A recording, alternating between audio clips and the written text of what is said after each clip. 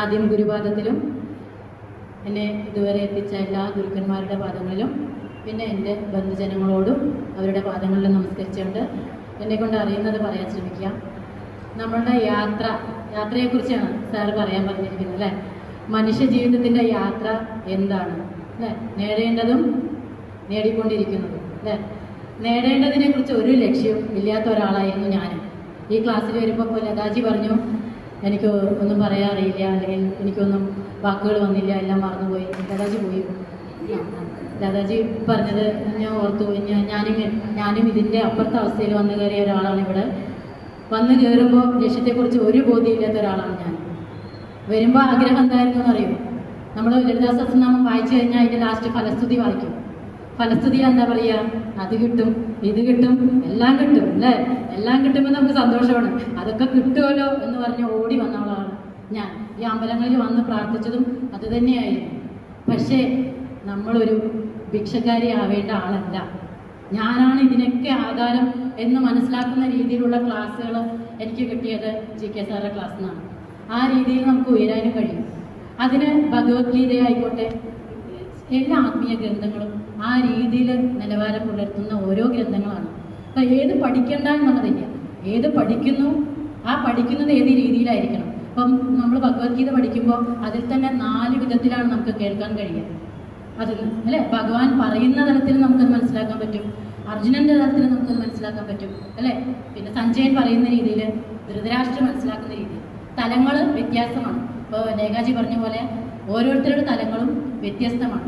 അപ്പോൾ നമ്മൾ ആ തലത്തിൽ ഏത് തലത്തിലാണ് എന്ന് മനസ്സിലാക്കിക്കൊണ്ട് ഓരോ ആത്മീയ ക്ലാസ്സുകളിലും നമ്മൾ അറ്റൻഡ് ചെയ്യുമ്പോൾ എന്താണ് നമുക്ക് വേണ്ടത് എന്നുള്ളത് നമ്മൾ നോട്ട് ചെയ്യുക. എന്നിട്ട് അതിൽ കിടന്ന് ചിന്തിക്കുക. അവിടെ കിടന്ന് ചിന്തിക്കുമ്പോൾ നമുക്ക് സത്യമായിട്ടും ഉയരാൻ കഴിയും. ഏറ്റവും ക്ലാസ്സുകളിൽ സാറെ ചോദ്യങ്ങൾ കൊണ്ട് കുത്തിയിട്ടുള്ള ആൾ ഞാനാണ്. പലർക്കും അത് ബുദ്ധിമുട്ടായിട്ടും എനിക്ക് തോന്നിയിട്ടുണ്ട്.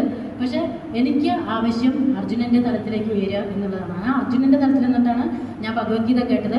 പക്ഷെ ഭഗവാന്റെ തലത്തിലേക്ക് ഉയരുക എന്നുള്ളതായിരുന്നു എൻ്റെ ലക്ഷ്യം. ആ രീതിയിൽ ഞാനത് കേൾക്കാൻ ശ്രമിക്കുമ്പോൾ പിന്നെ എവിടെ നിന്നൊക്കെ എന്തൊക്കെ കിട്ടുമോ അതൊക്കെ എടുത്ത് കേൾക്കും. എനിക്ക് എന്തൊക്കെയാണോ വേണ്ടത് അതൊക്കെ എടുത്ത് ഞാൻ ഉപയോഗിക്കും. പക്ഷെ ആ രീതിയിൽ ഉപയോഗിക്കുമ്പോൾ നമ്മൾക്ക് മനസ്സിലാവുന്നത് ഞാൻ ആരാണെന്നുള്ളതാണ്. അപ്പോൾ ഞാൻ ആരാണെന്ന് അറിയാത്തത് കൊണ്ടാണ് ജീവിതത്തെ പല പ്രശ്നങ്ങളും നമുക്ക് ഉണ്ടാവുന്നത്. അപ്പം ഇന്നത്തെ വിദ്യാഭ്യാസ രീതി, ഇപ്പോൾ അവരെല്ലാവരും പറഞ്ഞ രീതിയിൽ വിദ്യാഭ്യാസ രീതിയും അങ്ങനെയാണ്. അപ്പോൾ ഇന്നത്തെ വിദ്യാഭ്യാസ രീതിയിൽ നോക്കുകയാണെങ്കിൽ കാവോ പിയോ മജാക്കരോ എന്നാണ് അല്ലേ. അപ്പോൾ കഴിക്കുക മജാക്കുക. അപ്പോൾ എൻ്റെ മക്കളായാലും കൂടി ഞാൻ അങ്ങനെ തന്നെയാണ് അവർ കാണുന്നത്. ഒരു കാലഘട്ടത്തിൽ നമുക്കൊരു അടിത്തറ ഇട്ട് കൊടുത്തു കഴിഞ്ഞാൽ സ്വാഭാവികമായിട്ട് ഒരു കാലഘട്ടം കഴിയുമ്പോൾ അവർ ഈ ആത്മീയതയിലേക്ക് ഒരു തിരിച്ചു വരവ് നമുക്ക് അവരിൽ കാണാൻ കഴിയും. അവരൊരു ടീനേജിൽ അവരൊരു ചെറിയൊരു വലിവുണ്ടാവും. അത് സ്വാഭാവികമാണ്. അത് മനുഷ്യനെ സൃഷ്ടിച്ചിരിക്കുന്ന ആ രീതിയിലാണ്. ബ്രഹ്മാവിൻ്റെ സൃഷ്ടി തന്നെ അങ്ങനെ തന്നെയാണ്. പക്ഷെ നമ്മൾ ആരെയും പഴിച്ചിട്ടോ ആരെങ്കിലും വിഷമിപ്പിച്ചിട്ടോ അല്ലെങ്കിൽ കുട്ടികളെ ചീത്ത പറഞ്ഞിട്ടോ കാര്യമില്ല. അവരുടെ രീതിയാണ്. അതിനൊപ്പം നമുക്ക് അവരോട് താളത്തിന് തുള്ളി പോകാനേ പറ്റുള്ളൂ. അപ്പം അതിനനുസരിച്ചിട്ട് അവർക്ക് നല്ലത് പറഞ്ഞു കൊടുക്കുക, ധർമ്മത്തിൻ്റെ വഴികൾ പറഞ്ഞു കൊടുക്കുക. അത് മനസ്സിലാക്കണമെന്നുണ്ടെങ്കിൽ നമ്മൾ ധർമ്മം എന്താണെന്നുള്ളത് അറിഞ്ഞിരിക്കണം, നമ്മൾ എന്താണ് പഠിക്കേണ്ടതെന്നുള്ളത് മനസ്സിലാക്കിയിരിക്കണം. അപ്പം അങ്ങനെ ഓരോ ആത്മീയ ക്ലാസ്സുകൾ, ഇപ്പോൾ ഇവിടെ ഉള്ളവരൊക്കെ ക്ലാസ്സുകൾ അറ്റൻഡ് ചെയ്യുന്നവരാണ്, ആത്മീയമായിട്ട് നല്ല ഉയർച്ചയുള്ള ആൾക്കാരാണ്. ആ രീതിയിലുള്ള ക്ലാസ്സൊന്നും ഞാനിവിടെ പറയേണ്ട ആവശ്യമില്ല. പക്ഷെ നമുക്ക് ഉയരണമെങ്കിൽ നമ്മുടെ യാത്ര പുറത്തേക്കാണ്. നമ്മുടെ യാത്ര എനിക്ക് ആഗ്രഹം, ഞാൻ എൻ്റെ വീട്ടിൽ കല്യാണം പലരും കഴിക്കേണ്ടെന്ന് പറയുമ്പോൾ എനിക്ക് കഴിക്കണം എന്നാണ് ആഗ്രഹം. എന്താണ് നിങ്ങളൊക്കെ സൂചിച്ചു, എനിക്ക് മാത്രം എന്തുകൊണ്ട് സൂചിക്കേണ്ട പറയണം എന്ന രീതിയിലായിരുന്നു. പക്ഷെ ആ ഒരു വിവാഹം കഴിഞ്ഞ് നമ്മൾ വന്നപ്പോൾ ആ പലരും പറഞ്ഞത് ശരിയായിരുന്നു, പിന്നെ അത് നമുക്ക് ആവശ്യമില്ലാത്തതാണ്. അങ്ങനെ ഒരു മനസ്സിലൊരു വിഷമം നമ്മുടെ ഉള്ളിൽ വന്നു, ഇത് വേണ്ടി കിടന്നില്ല എന്നുള്ളത് നമ്മുടെ. അതുപോലെ മക്കളായാലും ശരി, പലതും നേടിയെടുക്കുമ്പോൾ ആ നേടുന്നത് വരെ നമുക്കതിൽ സന്തോഷമുണ്ട്. അപ്പോൾ അത് ചിന്തിക്കുന്നുണ്ട് ആരെങ്കിലും? ഇല്ല. നമ്മൾ എന്തുകൊണ്ട് നേടിയെടുത്തതിന് ശേഷം എനിക്കതിനെ ഒരു തൃപ്തി തോന്നുന്നില്ല, അല്ലെങ്കിൽ ഒരു ശാശ്വതമായിട്ടുള്ളൊരു ശാന്തി നമുക്ക് കിട്ടുന്നില്ല. ഞാനിത് നേടിയാൽ എനിക്ക് വീട് വേണം, കല്യാണം കഴിഞ്ഞ് വന്നു മക്കൾ വേണം. അത് കഴിഞ്ഞപ്പോൾ നമ്മൾ വിചാരിച്ചു ഒരു വീട് വേണം, ഒരു വീടിന് 2 വീടുണ്ടാക്കി, പിന്നെ ഒരു വാഹനം വേണം, ഒരു വാഹനം വാങ്ങി. അപ്പോൾ നമ്മളിപ്പോൾ ഒരു BMW വാങ്ങിയാലും 2 വർഷം കഴിയുമ്പോൾ നമുക്ക് അതിനൊരു അറ്റാച്ച്മെൻറ്റ് കുറയും. അതെന്താണ്? സ്വാഭാവികമാണ്. നമ്മളുടെ പൂർണ്ണ ഭാവം എന്താണെന്ന് നമുക്ക് തിരിച്ചറിയാത്തത് കൊണ്ടാണ് പലതും നേടാൻ വേണ്ടി നമ്മൾ പുറത്തോട്ട് ഓടുന്നത്. അപ്പോൾ ഈ നേടിക്കഴിയുമ്പോൾ ഈ നേടിയ വസ്തുവിനോട് നമുക്ക് ഇഷ്ടമില്ലാതാവുന്നതും അതുകൊണ്ടാണ്. എന്താണ്? പൂർണ്ണതയാണ് നമ്മുടെ ഉള്ളിൽ. അപ്പോൾ ആ പൂർണ്ണത നമ്മൾ എങ്ങനെയാണ് തിരിച്ചറിവ് നമുക്ക് സങ്കല്പം കൊണ്ട് നമ്മൾ സങ്കല്പിച്ചിട്ടാണ് നമ്മൾ ഓരോരുത്തരും ജനിച്ചിരിക്കുന്നത്.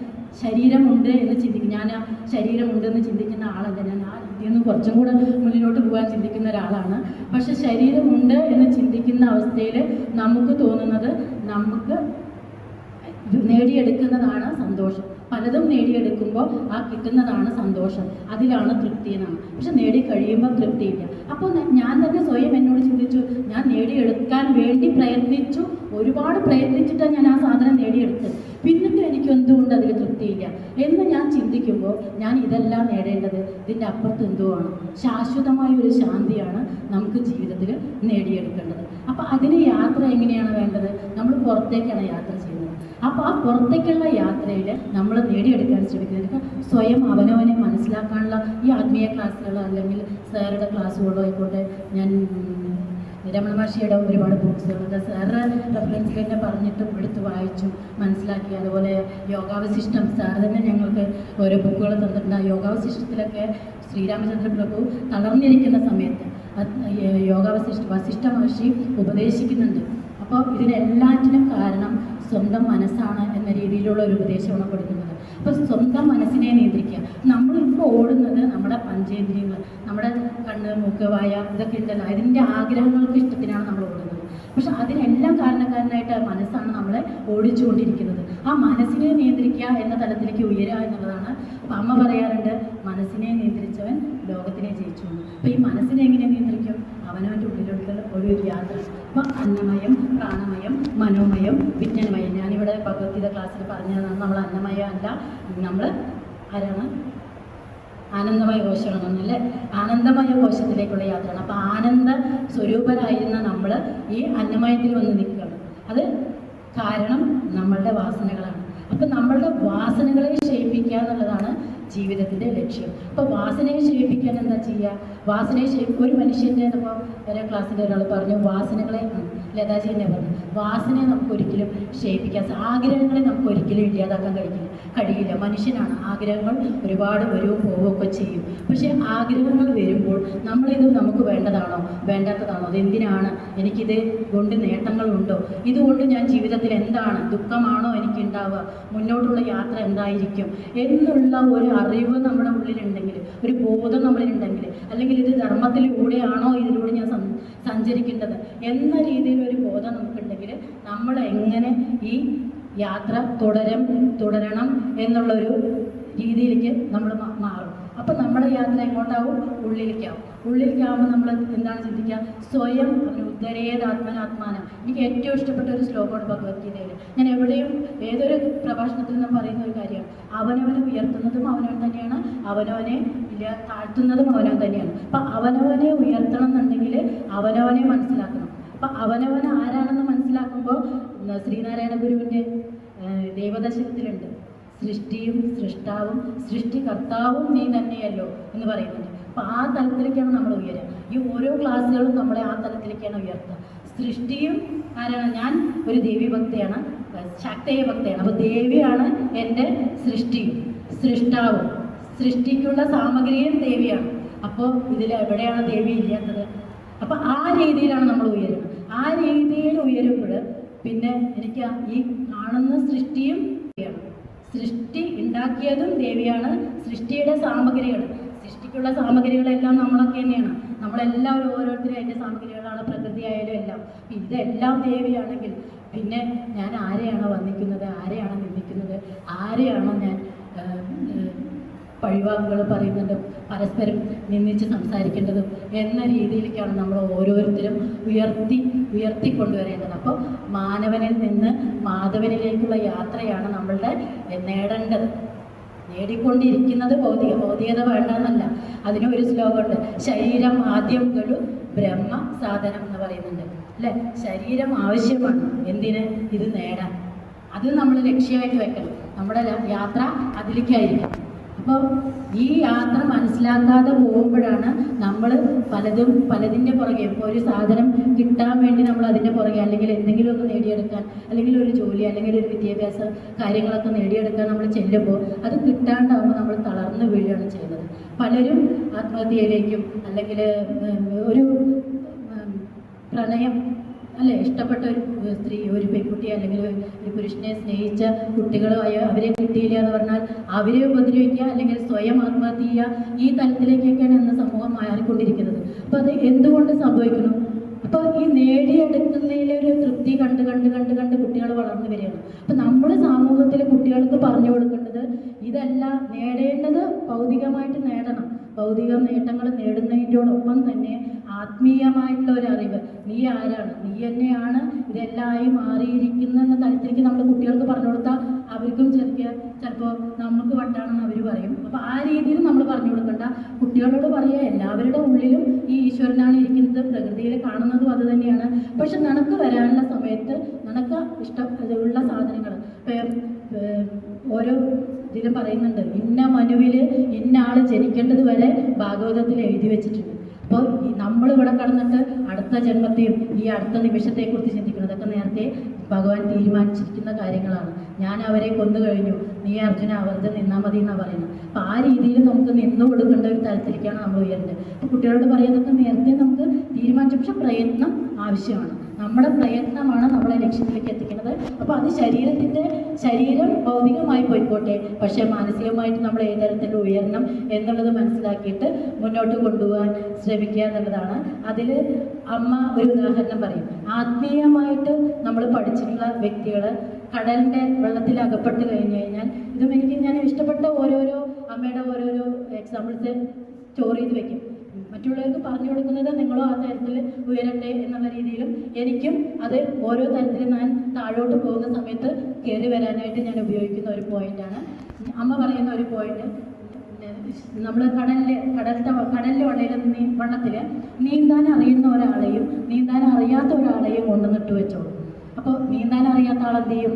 തല്ലി അടിയിലേക്ക് താഴ്ന്നു പോകും. അതേ സ്ഥാനത്ത് നീന്താൻ അറിയുന്ന ആളാണെങ്കിൽ ആ ഓളത്തിൽ സന്തോഷമായിട്ട് ആ അലകളിൽ ആനന്ദത്തിൽ നീന്താൻ കഴിയും. അപ്പം ആത്മീയത അറിഞ്ഞിട്ട് ഭൗതികമായിട്ട് ജീവിക്കുമ്പോൾ ആ വ്യക്തിക്ക് കടലിലെ ഓളങ്ങളിൽ ആസ്വദിച്ച് നീന്തുന്ന വ്യക്തിയുടെ അതേ ശാന്തതയിൽ നമുക്ക് ജീവിക്കാൻ കഴിയും. ജീവിതത്തിൽ എന്തൊക്കെ പ്രശ്നങ്ങൾ വന്നോട്ടെ, അതൊക്കെ അമ്മയുടെ ആ ലീലകളാണ്. അമ്മ ആ ലീല എന്നിലൂടെ ആടുന്നു. അമ്മയുടെ കയ്യിലെ ഒരു പാവ മാത്രമാണ് ഞാൻ എന്ന രീതിയിൽ തിരിച്ചറിഞ്ഞിട്ട് ഇപ്പോൾ നമ്മൾ ചെയ്യുന്നത്, നമ്മൾ ഒരു ട്രെയിനിൽ കയറി നമ്മുടെ കയ്യിലുള്ള ബാഗിനെ തലയിൽ വെച്ച് നിൽക്കുകയാണ്. ഭൗതികതയിലൂടെ സഞ്ചരിക്കുമ്പോൾ നമ്മൾ ചെയ്യുന്നതാണ്. നമ്മൾ ചെയ്യുന്നത് നമ്മുടെ കയ്യിലുള്ള ബാഗ്, നമ്മളെയും ഈ നമ്മുടെ കയ്യിലുള്ള ബാഗിനെയും വഹിക്കുന്നത് ആരാണ്? ട്രെയിനാണ്. പക്ഷെ നമ്മളത് ചിന്തിക്കുന്നില്ല. നമ്മൾ ചെയ്യുന്നത് എന്താണ്? ഈ ബാഗ് ഞാൻ ഏറ്റി നിൽക്കുന്നു എന്ന് പറഞ്ഞിട്ട് അതും തലയിൽ വെച്ച് നിൽക്കുകയാണ്. പക്ഷെ സത്യത്തിൽ ഇത് വഹിക്കുന്നത് ട്രെയിനാണ്. അപ്പം അത് മനസ്സിലാക്കുക. അതാണ് അമ്മയാണ്, ദേവിയാണ് എന്നെ വഹിക്കുന്നത്, അല്ല എൻ്റെ ഈ ബാഗും എന്നെയും വഹിക്കുന്നത് എന്ന് മനസ്സിലാക്കിയിട്ട് പൂർണ്ണ സമർപ്പണം നമ്മൾ അവിടെ നടത്തിയാൽ പിന്നെ നമുക്ക് ജീവിതത്തിൽ ശാന്തമായിട്ട് മുന്നോട്ട് പോകാനും കഴിയും. അതിൽ ഭഗവാൻ ഉദ്ധവരോട് പറയുന്ന ഒരു ഉപദേശം കൂടെ ഉണ്ട്. അതിൽ ഉദ്ധവരോട് പറയുന്നത്, ഇതിന് എന്നെ ഭഗവാൻ ഉയർത്തട്ടെ, അല്ലെങ്കിൽ GK സാർ ഉയർത്തട്ടെ, അല്ലെങ്കിൽ ഞാൻ പിടിച്ച അമൃതാനന്ദമയി അമ്മ എൻ്റെ ഗുരു എന്നെ ഉയർത്തട്ടെ, ഇല്ല, അവർക്കും ഒരു പരിധിയുണ്ട്. അതിൻ്റെ അപ്പുറം ഉയരേണ്ടത് അവനവൻ തന്നെയാണ്. ശരിയായ ജ്ഞാനം നേരെ ഉൾക്കൊണ്ട് ഇതിനെയൊക്കെ മനനം ചെയ്ത് മുന്നോട്ട് പോകുന്ന ഒരു വ്യക്തിക്ക് ശരിയായ ജ്ഞാനത്തിലൂടെ ഇത് ഉള്ളിലേക്ക് സ്വയം വരികയാണ്. ഞാൻ ഒന്നും ക്ലാസ്സിൽ എഴുതി കൊണ്ടുവരാൻ എനിക്കിപ്പോൾ കഴിയുന്നില്ല. എന്താ പറഞ്ഞാൽ നോക്കി വായിക്കാൻ കഴിയുന്നില്ല. മെയിനായിട്ട് എന്തുകൊണ്ടെന്ന് എനിക്കറിയില്ല. അപ്പോൾ അത് ഉള്ളിൽ നിന്ന് എനിക്ക് എന്താ പറയേണ്ടത് അത് ഞാൻ അങ്ങോട്ട് പറഞ്ഞിട്ട് പോകും. പക്ഷെ അത് തെറ്റാണോ ശരിയാണോ എന്നറിയില്ല. പക്ഷേ എന്നെ സംബന്ധിച്ചിടത്തോളം അത് എനിക്ക് ശരിയാണ്. ഞാൻ അത്രയും ചിന്തിക്കുന്നുള്ളൂ. അപ്പം ഈ ഉദ്ധവരോട് പറയുന്ന ഒരു ശ്ലോകം ഭഗവാൻ പറയുന്നുണ്ട്. ഉദ്ധവൻ പറയുന്നുണ്ട്, 125 വർഷം ഭഗവാൻ ജീവിച്ചപ്പോൾ 100 വർഷം ഭഗവാന്റെ കൂടെ ഒരുമിച്ച് ജീവിച്ച ആളാണ് ഉദ്ധവർ. ആ ഉദ്ധവർക്ക് എല്ലാം ഭഗവാന്റെ അന്നം, വസ്ത്രം, എല്ലാ കാര്യങ്ങളും ഉപയോഗിക്കുന്ന ഒരാളാണ് ഉദ്ധവർ. അപ്പോൾ ഉദ്ധവർ പറയാ, എന്നെയും കൂടെ കൊണ്ടുപോകുമെന്ന് പറയുന്നുണ്ട്. അപ്പോൾ ഭഗവാൻ പറയുന്നുണ്ട്, നീ സ്വയം ഉയർന്നു വരേണ്ടതാണ്. അതിന് ആയിട്ട് ഭഗവാൻ കൊടുക്കുന്നത് സ്വന്തം മെത്തേഡിയാണ്. അപ്പോൾ സ്വയം മനനത്തിലൂടെ മാത്രമേ നമുക്ക് ഈ തലത്തിലേക്ക് ഉയരാൻ കഴിയുള്ളൂ.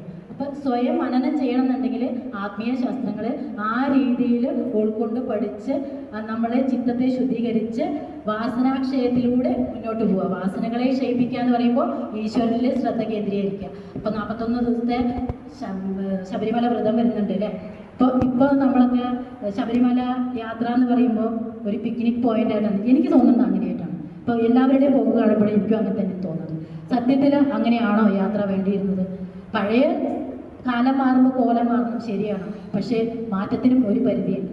അത് അവിടെ ചെല്ലുന്നതും നമ്മളുടെ ആഹാര രീതികളും നമ്മൾ എടുക്കുന്ന വ്രതങ്ങളും ഒക്കെ സ്വന്തം പഞ്ചേന്ദ്രിയങ്ങളെ നമ്മൾ ഭക്ഷണത്തിൽ നിയന്ത്രണം വരുത്തുമ്പോൾ നമ്മുടെ നാവിനെയാണ് നമ്മൾ നിയന്ത്രിക്കുന്നത്. കണ്ണിലൂടെ കാണുന്നതിനെ നിയന്ത്രിക്കുമ്പോൾ നമ്മൾ വേണ്ടാത്തതിലേക്കൊന്നും സ്വാമിയായിരിക്കുമ്പോൾ എല്ലാവരും സ്വാമിയായിട്ടാണ് കാണുന്നത്. ഇപ്പം എല്ലാവരും ഈശ്വരനായിട്ട് കാണുകയാണ് കണ്ണുകൊണ്ട്. അപ്പോൾ അതേപോലെ തന്നെ ചെവി കൊണ്ട് കേൾക്കുന്നത് ഭഗവാന്റെ നാമങ്ങൾ മാത്രമാണ്. ശരണമയ്യപ്പ എന്നുള്ള വിളി മാത്രമേ ഉള്ളൂ അങ്ങോട്ട്. അപ്പോൾ കേൾക്കുന്നത് മുഴുവൻ ഭഗവാന്റെ നാമങ്ങളാണ്. ആ രീതിയിൽ ഉയരേണ്ട സമൂഹത്തിൽ ഇതൊരു പിക്നിക് സ്പോട്ടാക്കിയിട്ട് മാറ്റിയെടുക്കുമ്പോഴോ നമ്മുടെ കുട്ടികളൊക്കെ ഇത് അനുകരിക്കുമ്പോൾ അവർക്ക് ഇതിനോടൊക്കെ ഒരു താല്പര്യക്കുറവ് വരാൻ സാധ്യത കൂടുതലാണ്. അതിന് ഉത്തരവാദികൾ ആരാണ്? നമ്മളൊക്കെ തന്നെയാണ്. അപ്പം ഇതിനെ മാറ്റങ്ങൾ വരുത്തുമ്പോൾ അതിൻ്റെ മാറ്റങ്ങളെ ഏത് രീതിയിൽ മാറ്റണം എന്നുള്ളത് തീരുമാനിക്കേണ്ടത് നമ്മൾ. ഇത്രയും പേരുണ്ടെങ്കിൽ ഇത്രയും പേര് അങ്ങനെ മാറാതെ ഞാൻ മാറില്ലേ, ഞാൻ ഈ തലത്തിലേ സഞ്ചരിക്കുള്ളൂ എന്നുള്ളത് എനിക്കിത് പിക്നിക്കല്ല. എനിക്ക് 41 ദിവസം വ്രതം കഴിയുമ്പോഴും എൻ്റെ മനസ്സിൻ്റെ നിങ്ങൾ ആഹാരത്തിൽ എന്തോ ആയിക്കോട്ടെ, മീനോ ചിക്കനോ മട്ടനോ എന്തോ കഴിക്കൂ, പക്ഷെ നിങ്ങളുടെ ഒരു നിയന്ത്രണം നിങ്ങളുടെ കയ്യിലുണ്ടോ? ഒരു കാര്യം നമുക്ക് കിട്ടിയില്ല, അവിടെ തളർന്ന് വീഴാതെ അവിടെ തന്നെ നമ്മൾ പിടിച്ച് കരയാതെ അല്ലെങ്കിൽ ഒരു ആത്മഹത്യ സ്റ്റേജിലേക്ക് എത്താതെ എനിക്ക് സ്വയം എന്നെ നിയന്ത്രിച്ച് ജീവിക്കാൻ കഴിയുന്നുണ്ടോ? എൻ്റെ ലക്ഷ്യം എന്താണെന്ന് മനസ്സിലാക്കി ജീവിക്കാൻ കഴിയുന്നുണ്ടോ?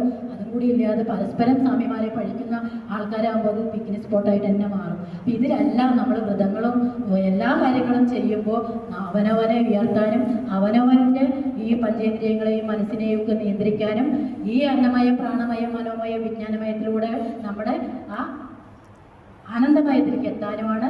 അതിനാണ് നമ്മുടെ കുണ്ടലിനി ശക്തിയെ ഉയർത്തി സഹസ്രാരത്തിലെത്തിക്കുക എന്നുള്ളതാണ് നമ്മുടെ ജീവിതത്തിൻ്റെ ലക്ഷ്യം എന്ന് മനസ്സിലാക്കുക. ആർക്കെങ്കിലും ഭാരതത്തിൽ നിന്ന് ജനിച്ചതുകൊണ്ട് ദുഃഖം തോന്നാറുണ്ടോ? ഇല്ല അല്ലേ? നമ്മുടെ സംസ്കാരം അത്ര നല്ല സംസ്കാരമാണ് അല്ലേ? ആ സംസ്കാരത്തിനെ നമ്മൾ ഇല്ലാതാക്കാൻ ശ്രമിക്കരുത്. ആ സംസ്കാരത്തെ ഉയർത്തിക്കൊണ്ടുവരാൻ നമ്മുടെ മക്കളോ നമ്മൾ സ്വയം മാറുക. അവനവനെന്നെ മാറ്റി കാണിക്കുമ്പോൾ പിന്തുടരുന്നവർ ഒരുപാട് പേരുണ്ടാവും നമ്മളെ മനസ്സിലാക്കുമ്പോൾ. അപ്പം എനിക്കിപ്പോൾ ഞാൻ ഓഫീസിലേക്ക് ഓരോ ഈ ഭഗവത്ഗീതയുടെ ഇത് പറഞ്ഞു തരുമോ അത് പറഞ്ഞു തരുമോ ചോദിക്കുന്ന ഒരുപാട് പേരുണ്ട്. അപ്പം നമ്മൾ അവിടെ ആ നല്ല കാര്യങ്ങൾ നമ്മൾ ഒരു ശ്ലോകം പഠിച്ചിട്ട് ആ ശ്ലോകത്തിൻ്റെ മീനിങ് പറയുന്നത് നിനക്ക് ഇതുകൊണ്ട് എന്ത് ഉപകരിച്ചു അത് പറഞ്ഞു കൊടുക്കുമ്പോൾ അവർക്കതൊരു ഉപകാരമായിട്ട് മാറുകയാണ്. ജീവിതത്തിൽ തളരുമ്പോൾ അത് ഉയർത്തുകയാണ് ചെയ്യുന്നത്. അപ്പം ആ രീതിയിൽ നമുക്ക് നമ്മളെ ഉയർത്താൻ കഴിഞ്ഞു കഴിഞ്ഞാൽ നമുക്കൊരിക്കലും പാകിസ്ഥാനിൽ പോയി ജനിക്കണം എന്ന് തോന്നില്ല. പാകിസ്ഥാൻ ആരെങ്കിലും ഇഷ്ടപ്പെടുന്നവരുണ്ടോ? അവിടുത്തെ സംസ്കാരം അത്രയും മോശമാണ്. അതേ സ്ഥലത്ത് നമ്മുടെ ഭാരതത്തിൻ്റെ സംസ്കാരം ഏറ്റവും നല്ലൊരു സംസ്കാരമാണ്. അത്രയും നല്ല ഋഷിവര്യന്മാരെ കിട്ടിയ ഈ സംസ്കാരത്തെ നമ്മൾ ഒരിക്കലും കാണാതെ പോകരുത്, ഉപേക്ഷിച്ച് പോകരുത്. ആ രീതിയിലും എനിക്കും ഉയരാൻ ഈ അമ്മ എന്നെ അനുഗ്രഹിക്കട്ടെ. ഗുരുപാദത്തിൽ എൻ്റെ വാക്കുകൾ വയ്ക്കുന്നു. ഇതിനെല്ലാം പ്രാപ്തിയാക്കി തന്ന GK സാറോടുള്ള കടപ്പാട് ജീവിതത്തിൽ പറഞ്ഞാൽ കഴിയില്ല. നമ്മുടെ ലക്ഷ്യം മറക്കാതെ ജീവിക്കാൻ കഴിയുക എന്നുള്ളത് തന്നെയാണ്. ആ ലക്ഷ്യം എനിക്ക് മനസ്സിലാക്കി തന്ന ആ പാദങ്ങൾ എന്നും എൻ്റെ ഗുരുസ്ഥാനത്ത് കാണും. എല്ലാവരോടും നന്ദി. ഈ ഒരു ടോപ്പിക് എടുത്തത് ഒരുപാട് നല്ല ടോപ്പിക്കാണ്. നമുക്ക് ജീവിതത്തിൽ മനുഷ്യൻ തേടേണ്ടതും നേടേണ്ടതും അറിയാതെ ജീവിക്കുന്ന കാലഘട്ടത്തിൽ ഇതുതന്നെയാണ് ഏറ്റവും നല്ല ടോപ്പിക് എന്ന് പറയുന്നു. എല്ലാ പാദങ്ങളിലും നമസ്കരിക്കുന്നു. എല്ലാവർക്കും നന്ദി.